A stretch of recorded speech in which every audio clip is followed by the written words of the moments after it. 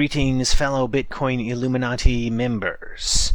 This video is on prediction markets and why we need them to scale Bitcoin. And I first learned about prediction markets from Paul Stortz, and he and I have a theory that everybody in Bitcoin is slowly building a prediction market in the dumbest way possible. And so what I would like to do is hopefully speed the process along. What's happening? Oh no, they turned it on. Now the way a prediction market works is, for possibility X and good G, imagine that there is a token called short X of G, which means that if X turns out to be true, then the person holding the token loses G. And for every short token, there's a long token, and that's who gets the G. And anyone can create a short X of G for price P, as long as a buyer exists willing to pay P for a long X of G. So anyone can drive the price down as much as they want, because they can keep making more shorts. So you might want to have some short X of G if you think that X is unlikely, because you're discounting the possibility that you might have to give up a bunch of G. But if you're not worried about X happening very much, then you might as well get some money now. You might want some long X of G if you think X is likely. If you think it's more likely than the person selling it thinks it is, then you might want to buy some from him. So this might be done with some kind of multi-sig contract, or maybe it's just a naked short. We'll just be ambiguous about that, just as long as the buyer knows which it is. Now the price P is related to the future value of G, and it's going to be between 0 and G. You certainly wouldn't think that it was below 0. I guess we're assuming that G is a positive good here. And you wouldn't expect it to be above G, because G is the maximum that you can get for it. So it's somewhere in between. And you can think of this number as the probability that the market thinks X will happen. We don't need to get philosophical about what a probability is. You can think probability means whatever you want. But basically, the market gives you a number between 0 and 1. And if you disagree that it is the correct probability, then you think you can make money if you have cash. Now, if we're talking about an event that could happen at different times, then you would have to do some kind of integral over the future price of G to get this number. But basically, just imagine that the price of the long X of G token is weighted by the price of G. For every X, there is a not X. And in that case, we expect long not X of G to be equal to price of G minus long X of G, due to the law of the excluded middle. By the way, when I say expect, that does not mean that I really believe that the market will always obey logic. But if the prices do not obey the relations that I expect, then I think that means that the people buying and selling them don't really understand what the tokens are. So there is some irrationality that you can perhaps take advantage of. Now, I said earlier that for every X there is a not X, but actually, come to think of it, I don't think that that's always the case, at least not for the purposes of the prediction market, because X needs to be a statement that can be objectively verified. And it is not necessarily the case that not X can be objectively verified. So for example, what if X were a God exists and he reveals himself to everybody and convinces everybody that he exists?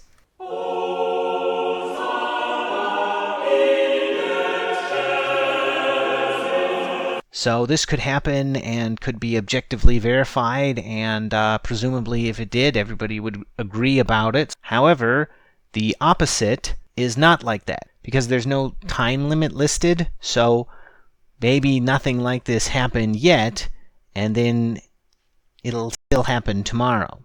But if there is a time limit, then it seems like we can always make a not x, because we can say x equals God will reveal himself tomorrow, and then not x is God will not reveal himself tomorrow. And we'll know at the end of the day. Now the next important token that we need to know about is the OR token. So long x or y of g means that you get a g if either x or y is true or both. And OR is important because it lets us see how people think things are correlated. X or y is at least as likely as x, and it's also at least as likely as y. So expect the prices of long x or y of g to be greater than or equal to the prices for long x of g and long y of g. And if there was an equality here, so if the price of the token for x or y was equal to the price of the x token, then that would mean people thought that you could never have a y without an x. Now what's the difference between having an x or y token versus having an x token and a y token?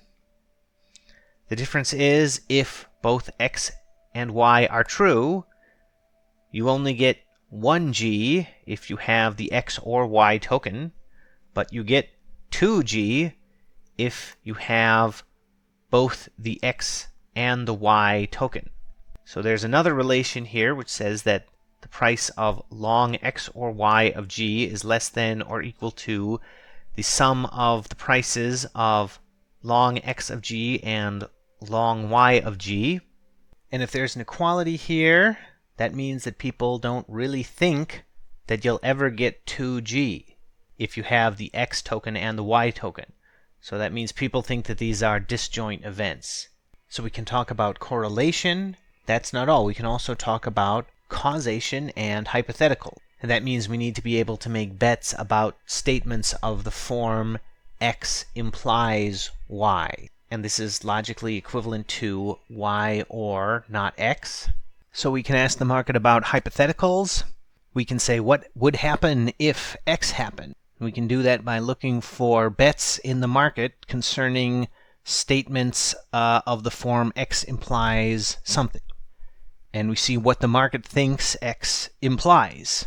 And we can ask the market about the fundamental nature of reality, because any theory of nature can be expressed in terms of predictions about what will falsify the theory. Remember your Karl Popper, science proceeds by falsification. So you could have ideas about the laws of physics in here, and obviously you wouldn't expect it to be right all the time, but I think you'd end up with the best available understanding of physics in there. I mean, if a bunch of creationists were willing to make bets in it, then why wouldn't you want to clean up, right? If you believed in thermodynamics, you'd probably be willing to short tokens that predicted a perpetual motion machine would be discovered. And if you're not, how much do you really believe in thermodynamics? And remember, anyone who disagrees with what the market says has an incentive to engage with it. And anybody who really has knowledge has an incentive to get into that market. And everyone has the incentive to be the best thinker they can be when they go in there. To me, it almost seems like the only person who would not want a prediction market is someone who wouldn't want all available information to be evaluated openly. So you can ask the prediction market anything, and it will give you the best answer that the people involved in it can think of. Maybe you don't know why the market has an opinion, but you know that the people who are communicating this opinion have skin in the game. And the way that the prediction market acts as the leader is we have statements about what makes Bitcoin's price go up and down, and we have statements about other things that can happen, and we make bets on what the other things imply about Bitcoin's price. If you are predictable, in other words, you behave like you are going to follow the prediction market for real, then people have a reason to put their ideas into the prediction market about what you're going to do.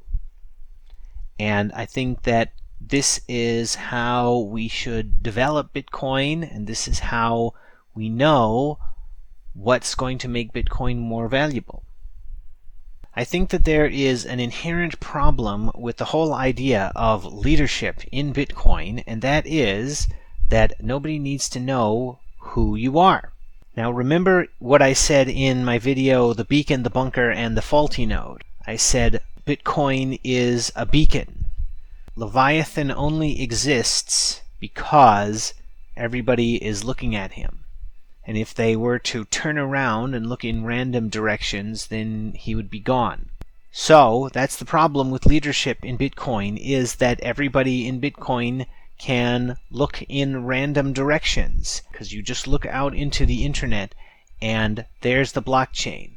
So I think that anyone who is acting like the leader in Bitcoin is really tricking people, because there's no real reason for him to have the center of attention. Now, by contrast, there is an incentive to transmit information from markets, because people can make money from markets. And hence, you can expect that anywhere in Bitcoin, you should be able to get reliable information about the market.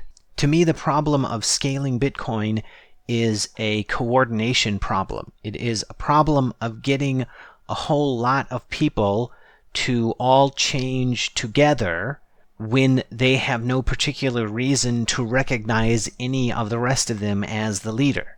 Now, if there was a prediction market that was telling them that Bitcoin was going to become more valuable if the rules changed, then they would naturally prepare for the change.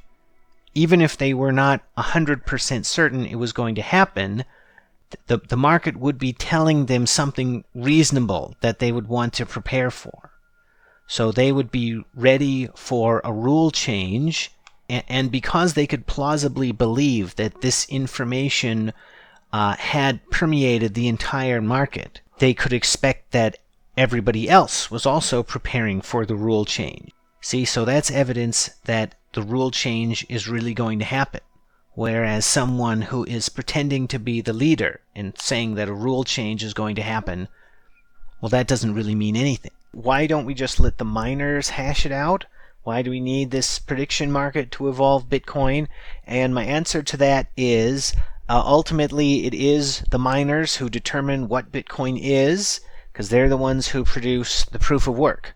However, the miners aren't stupid, and they are going to want to mine whatever is valuable.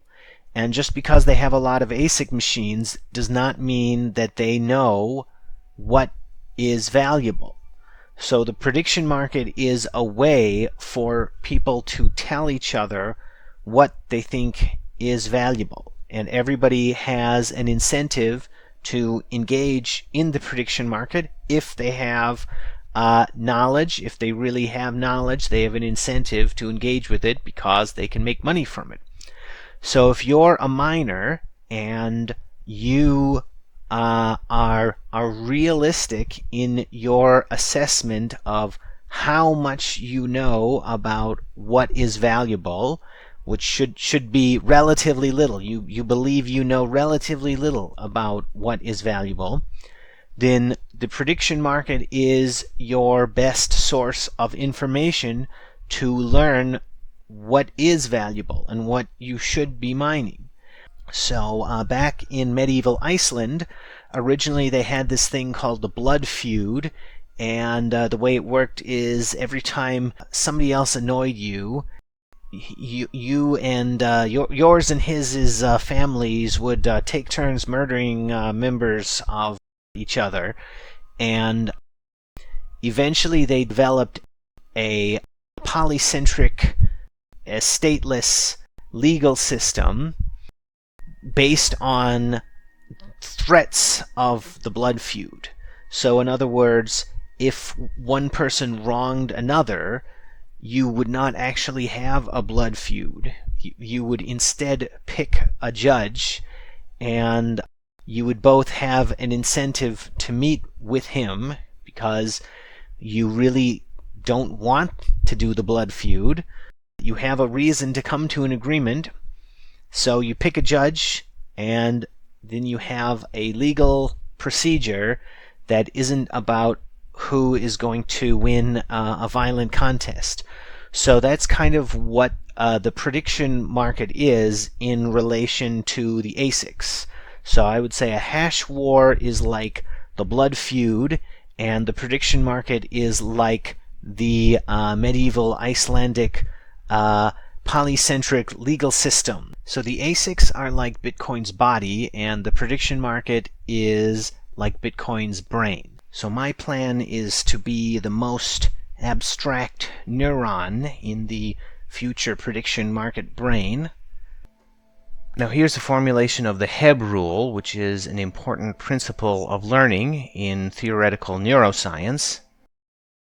The value of Bitcoin is the network effect, which means that if you are altruistic toward the Bitcoin investors, then you are making a better network. And if all the Bitcoin investors are altruistic toward one another, then they are improving their investment. So everyone who holds Bitcoin has an incentive to be altruistic toward everyone else who holds Bitcoin.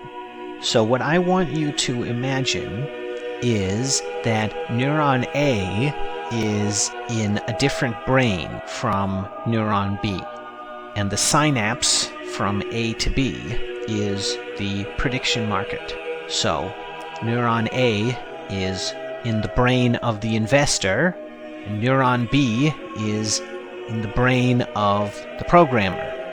The investor wins money when he correctly predicts what is valuable. And now he can make bigger bets, so the synapse has been strengthened. So I would argue that if people follow the prediction market, then the prediction market satisfies the Hebb rule and will therefore behave like a big brain.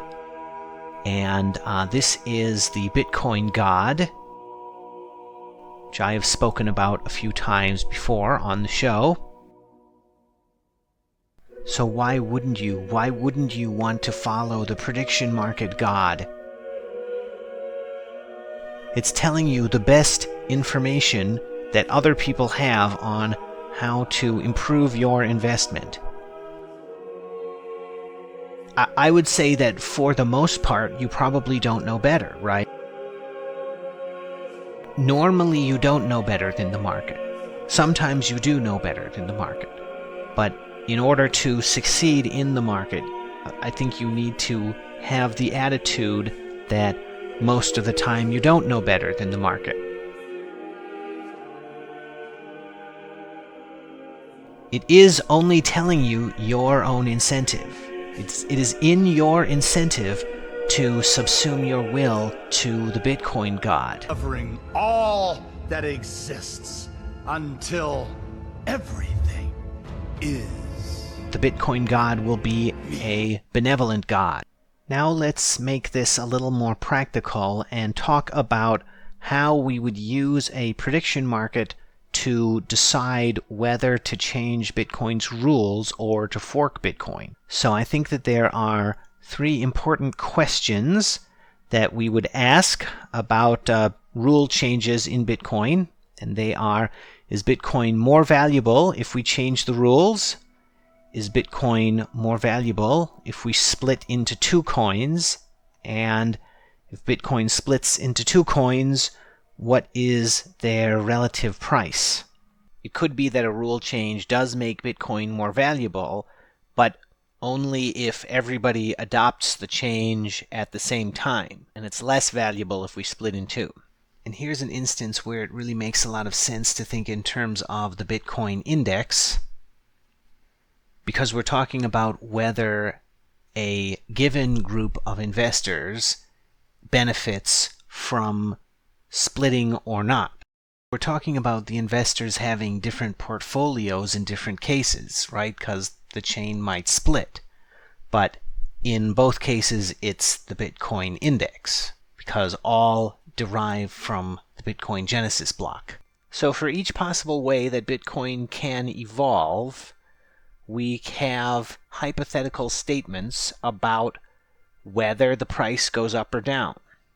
The statements that I've listed here are some of what you'd need to answer the questions that I asked earlier. I have the null hypothesis, because you always need that, and I have statements for a rule change and a split. These statements don't allow us to talk about which chain is more valuable in the event of a split, but I'm going to get to that later, so stay tuned.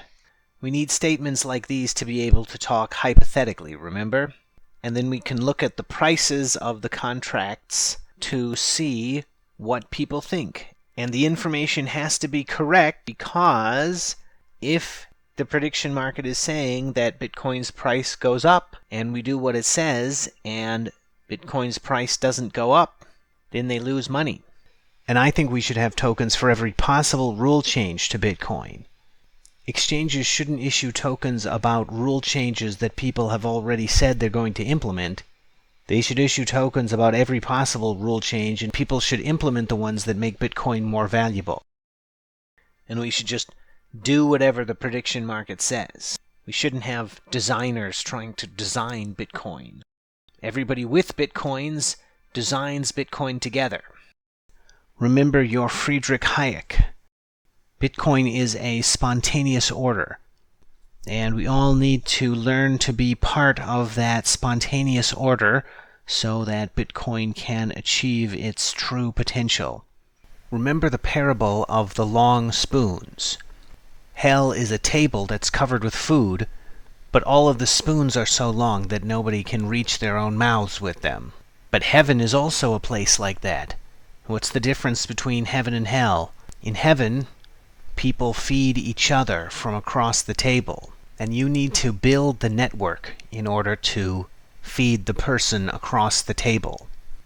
And you build it piece by piece with what you have around you, just like Satan does in Paradise Lost.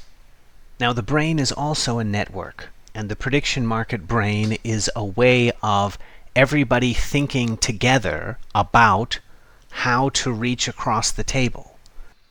Now I'm going to talk about how to rephrase these questions into ones that can be objectively answered. Because remember, everything in the prediction market has to be objectively verifiable. So what do we really mean when we say we change the rules or Bitcoin splits into two coins?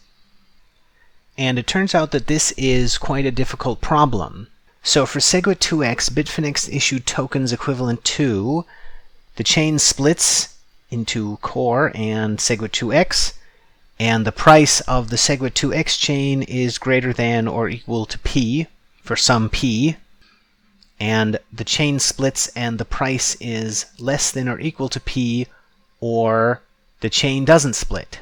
And you could not make bets saying that the chain splits irrespective of price, and you could not bet that the chain splits and the price is greater than or equal to P, or there is no chain split, which is an option that you would want to be available if you wanted people to be able to bet on hypothetical statements so that you could learn about what makes Bitcoin more valuable.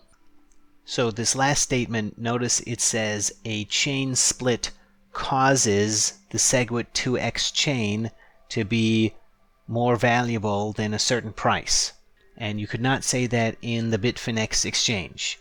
But you could say that a chain split will cause the SegWit2x chain to be less than a certain price. So Olivier Jantz says in the source that I referenced that Bitfinex is biased against SegWit2x, and it's a pro-core exchange because of the awkward way that they have designed the bets. However, I think Bitfinex had a good reason not to issue bets like this, because there is a problem with establishing that a chain has split objectively independent of price. And that is that for a low enough price, anybody can create a SegWit 2x chain. Because if the price was very low, then that would mean the proof of work requirement for such a chain would not be very high.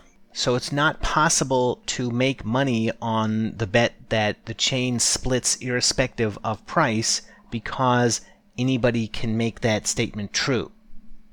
I would encourage you to look over the two sources that I have linked to under this video to see how they have addressed this issue.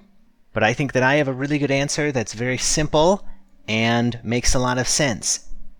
Now, we can't make bets about statements that don't involve a proof of work requirement that is not bounded from below, because then anybody can make those statements true.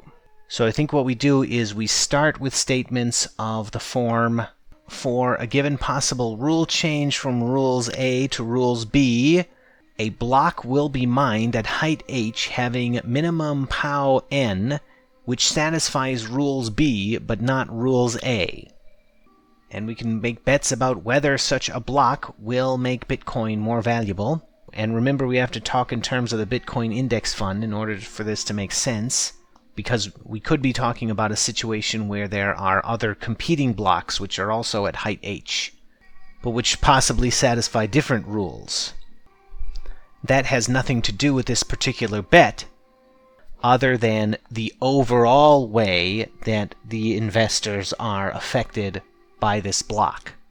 And I really like this formulation because we can use it to talk about whether a different set of rules is only valuable if everybody changes at the same time. In other words, a rule change is valuable, but a split is not valuable. The market could be saying that Bitcoin is more valuable if the proof of work requirement is high, but it is less valuable if the proof of work requirement is low. Because if we're talking about a low proof of work requirement, that's what we would expect in a chain split situation. Whereas in a rule change situation, we would expect that the proof of work would be high. So this is a way that we can know whether we need to stick together or whether we should split. And now for discussing prices of units that are confined to one chain, I introduce Z up, which says a block will be mined at height h having minimum pow n, satisfying rules B but not rules A, whose price is greater than or equal to some P. And Z down is the same, but less than some price P. And here the minimum proof of work requirement is what we say instead of saying that no chain split happens at all. We need a minimum proof of work requirement, but notice the price requirements for these statements could be very different from the proof of work requirement.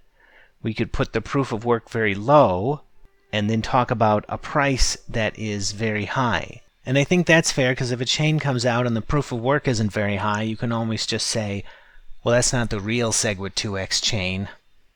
We're going to try again. And that's how we can talk about the price of a chain split irrespective of whether the split happens. At least that's the closest we can get to it. I will conclude by discussing the self-fulfilling prophecy, because I have heard this as an objection against prediction markets.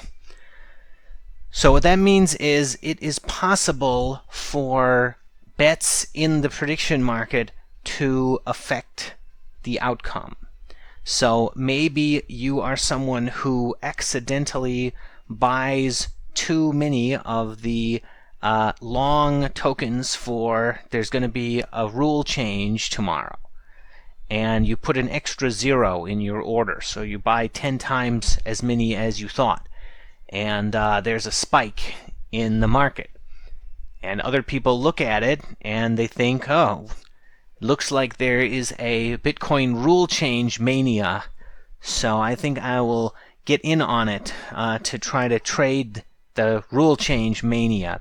So they drive the price up, and other people look at it and they think, well, I better prepare for a rule change tomorrow just in case, and then it really happens.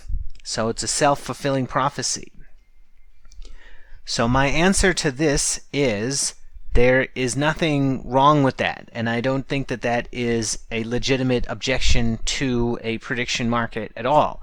And I think that that's actually how it's supposed to work and how we're supposed to do things in Bitcoin. So that is how Bitcoin can evolve. You don't think I'm serious? I've been doing a self-fulfilling prophecy since the show started. Because I'm the emperor of Bitcoin, right?